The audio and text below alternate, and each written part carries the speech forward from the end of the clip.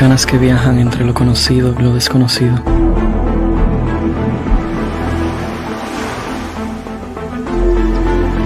Muéstranme el camino que debemos tomar.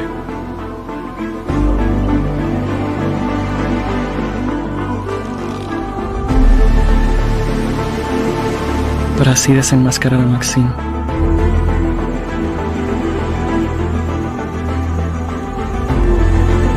Y salvar la vida de Catarina.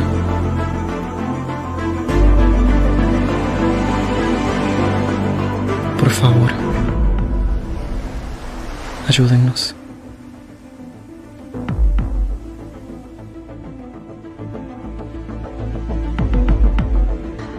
Hello, my name is Raymond Vollmond. These are my two books right now. This is the first one and this is the second one. This first one is called Catarina Freytas y el Anillo Perdido, which in English means Catarina Freytas and the Lost Ring. And the story is about this world that when you born and you grew up until 17, it appears a tattoo in your wrist that connects you with your other half. This has been happening for the past 100 years because 100 years ago there was this evil encanter. This is how we say people with magic in this world, encanter. She used a ring that she almost destroyed the whole state where they live. So before she was killed, she said, I will come back and I will finish this. What I was started. So 100 years passed, and this was Maxine 100 years ago, and this is Catarina. Catarina is about to turn 17, and she's about to get the tattoo on her wrist. So as soon as that tattoo appears on her wrist, she is involved in the searching of Maxine. So you as a reader are going to be in the whole book trying to find out who the other people that Catarina is going to meet is the reincarnation of Maxine. That's so awesome. That's the story. Sorry about my Oh no, it's good. It's great. No, it's great. And the second one I can explain the second one because in the second one we already know who Maxine is. All right. So this is the world that I created.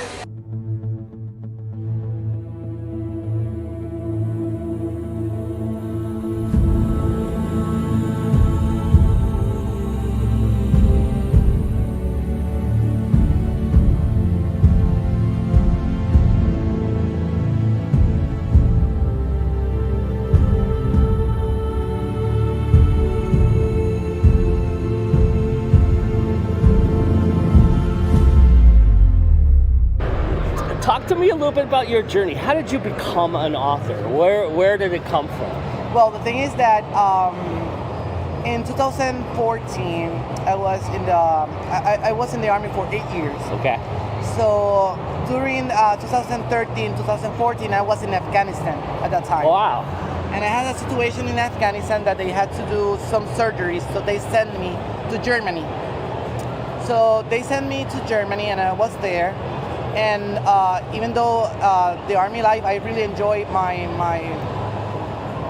time, some of the time of the army. When I was there, I was like writing like short stories and sending to my friends, and I was doing that for like almost like 3 or 4 years, and it became something like normal for us. Like every weekend, my friends and I reunite, and I gave them like a new chapter of my story that I was writing only for them.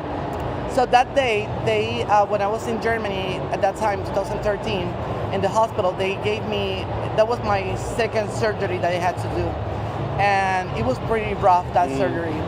So as soon as I was like back in my room after the surgery, I saw myself at the mirror and I was like, Raymond, what are you gonna do with your life? Like, you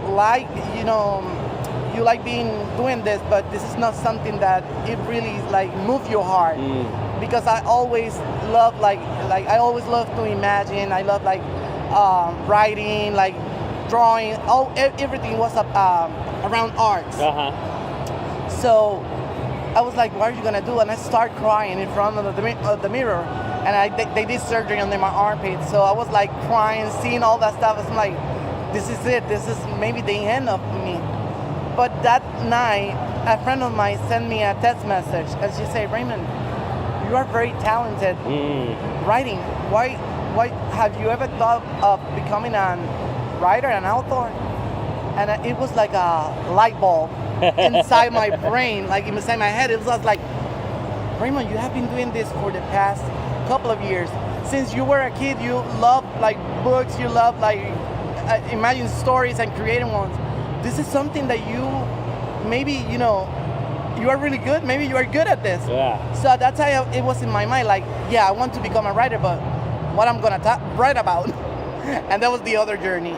But it was like since 2013, 2014 that I realized that this was the path that I wanted to walk for the rest of my life. And it's been, 23. Yeah. So yeah. So from there to getting to the books that you now have published, was that a story that you always had in the back of your brain? Was it something that you were working on? Or did it just come to you? How did those come about? No.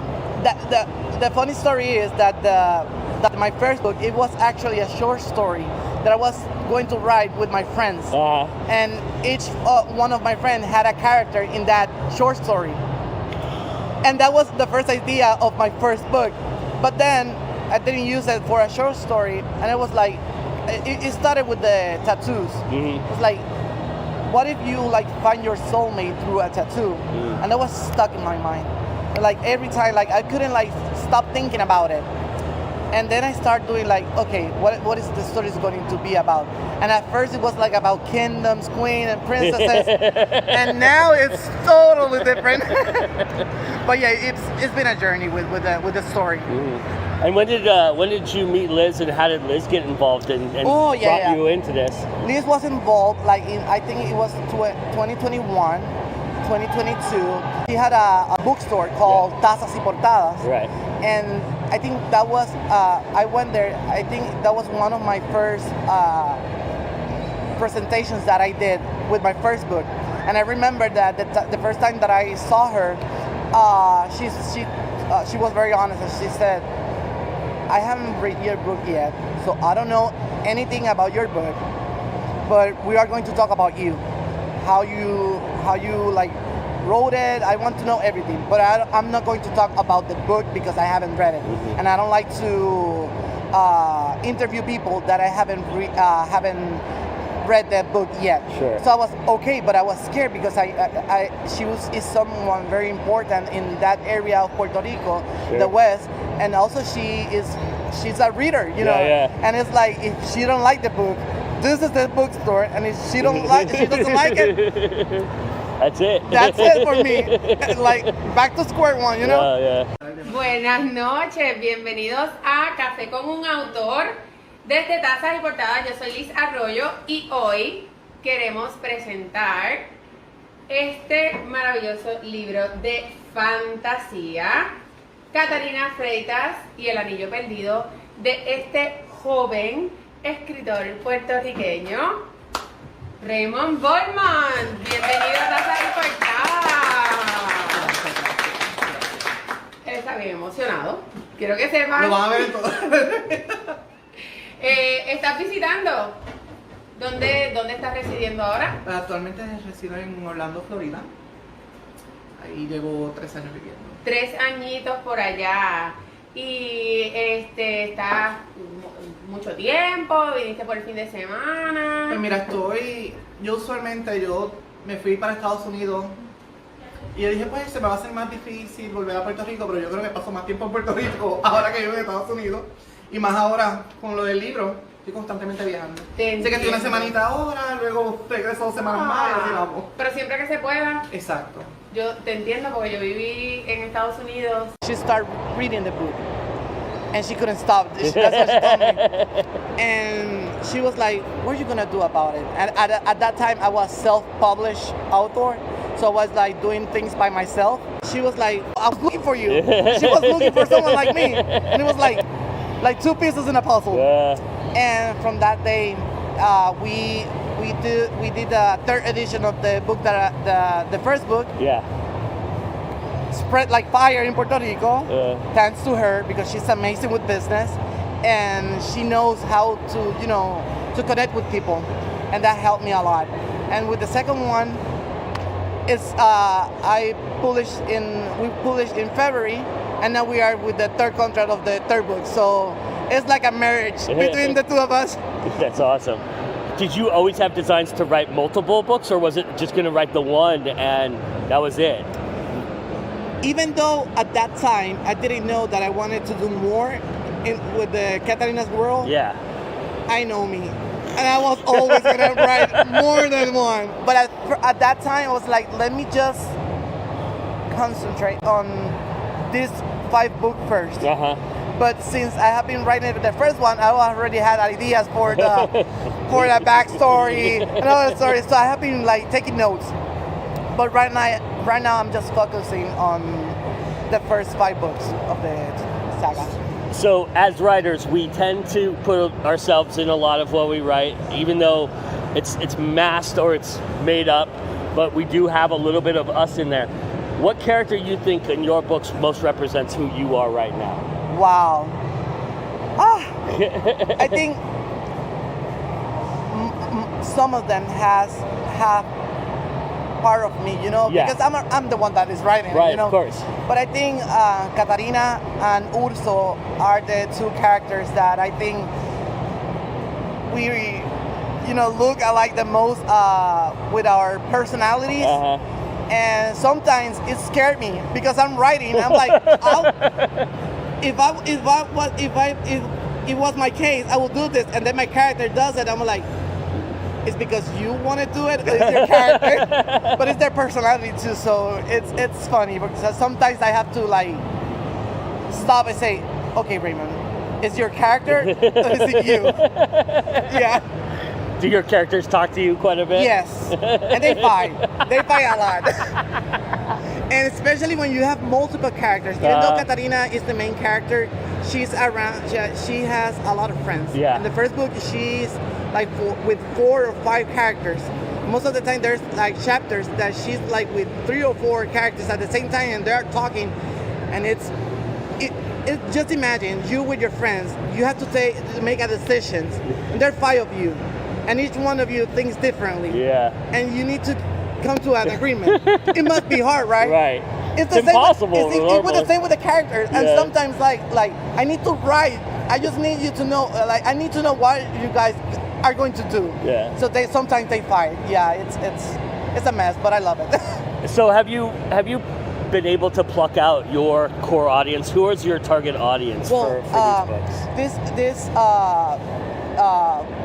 books are for young adults, but even though I say it's young adults, I think it's a story that everybody can relate to. I have readers from 9 years old to people with 60, even 70 years old, and they love the story. And for me, even though it's for young adults because they had to put it in a bookshelf. Yeah. Everyone's that needs a safe space or wants to travel to another world can enjoy my books. Nice. What does it mean to you to be doing this in Puerto Rico? How much of that is important to you? Because I think that right now, even though we have created a lot of amazing authors throughout the years in our story, since the beginning of times years in Puerto Rico, I think there needs to be a lot more of representation of ourselves. And it's not for people to know us.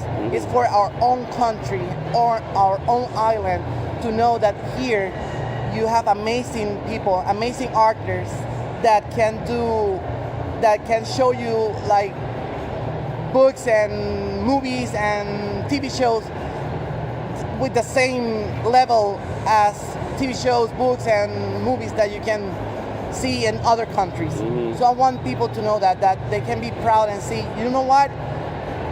United States, Spain, all these countries has amazing authors, but here in Puerto Rico we have amazing authors too that we can share to the world. So it's more for my people. I want them to look at my book and see, you know what? If he was able to do it and he's Puerto Rican like me, I can do anything. Yeah. So Liz confesses to me that her goal ultimately is to get these made into either series or movies. Yes. And so I'm wondering, in your mind, have you cast the movie before? Have you looked at it and said, I know who I want to play this or that? Have you done that? Well, I'm gonna be completely honest. If Catarina goes to like big screen, that I know it will happen, I want fresh people. I want people that I want. Nobody knows. Nobody knows.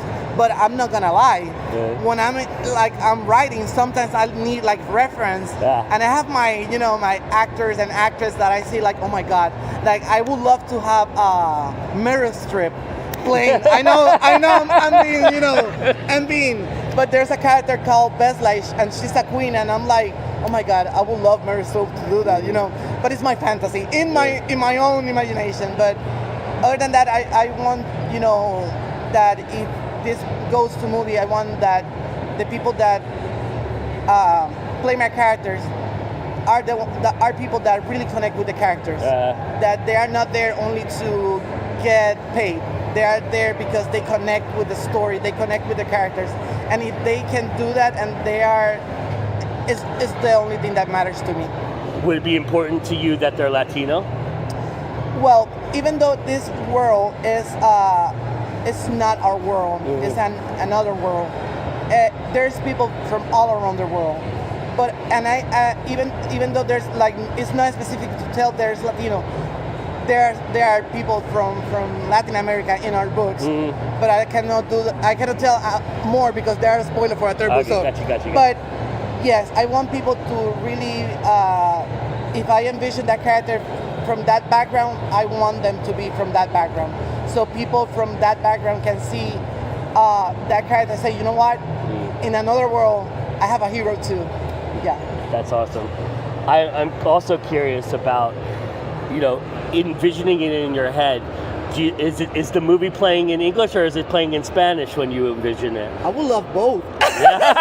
Nice. The director is going to kill me. We have to reshot this 2 times. Well, I would love that, but you know what? Let's see what it goes. I'm not trying. You're open. I'm not trying to control any.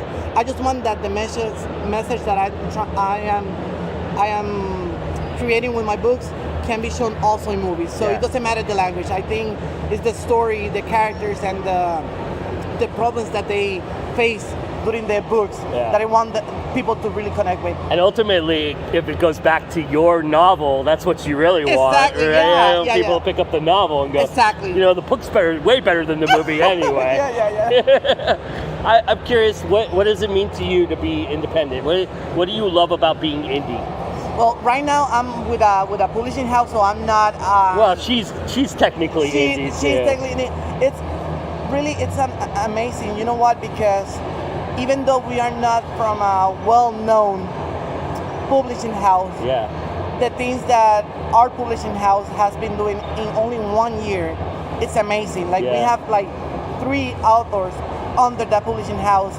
And right now we are all sold out here at the Comic Con, and it's only been a year.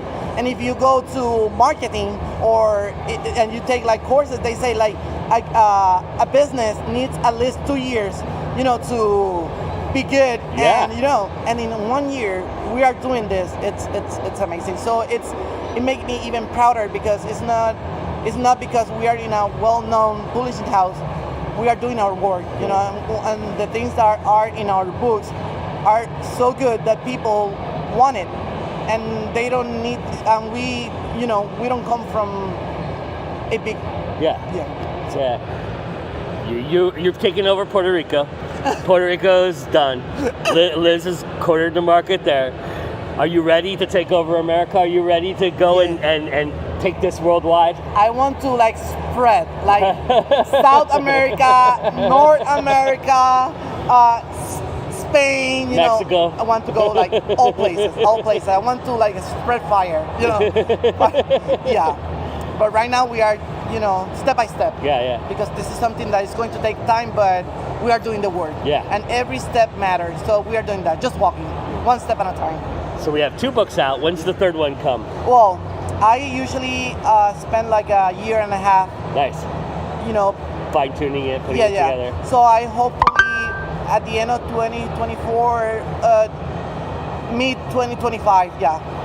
Saludos encánteres, aquí Raymond Vollmond reportando desde la torre y en el segmento de hoy del vocabulario oficial del mundo de Catarina descubriremos cómo se pronuncian los nombres y apellidos de algunos personajes que hemos conocido en el primer libro. Y quiero adelantarle que esta es la primera parte de personajes, así que sin nada más que decir, comencemos. El primero en la lista es Merin Boroy, un chico de pocas palabras, intimidante, pero siempre dispuesto a ayudar a sus amigos por más arriesgado y mortal que sea la situación. Urso Fermoncel, y yo creo que esta es la primera vez que menciono su apellido, es un chico que no necesita introducción. Es audaz, extravagante, determinado, incluso divertido, y creo que lo puedo decir, yo creo que es uno de los fan favorites. Le siguen los hermanos Macon y Ayrton Bushen. El primero tiene una obsesión con encontrar artefactos perdidos y el segundo quiere ser mandatario en un futuro no muy lejano.